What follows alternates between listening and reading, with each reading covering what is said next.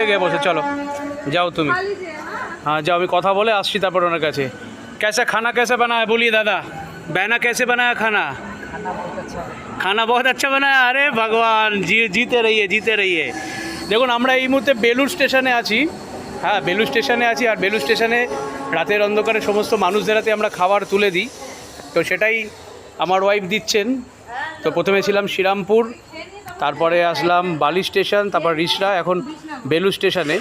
তো এইভাবে ভবঘুরে মানুষদের আমাদের স্বপ্নের প্রাসাদ বৃদ্ধাবাসের পক্ষ থেকে আমরা প্রত্যেক মানুষদের হাতেই রাতের অন্ধকারে আমাদের ক্ষমতা অনুযায়ী আমরা খাবার তুলে দিই।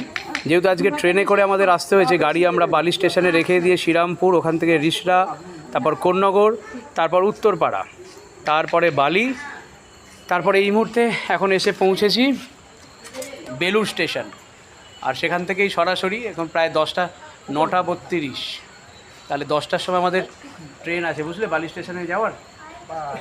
তো এইভাবেই আমরা প্রত্যেক দিন 365 দিন মানুষের পাশে থাকার চেষ্টা করি।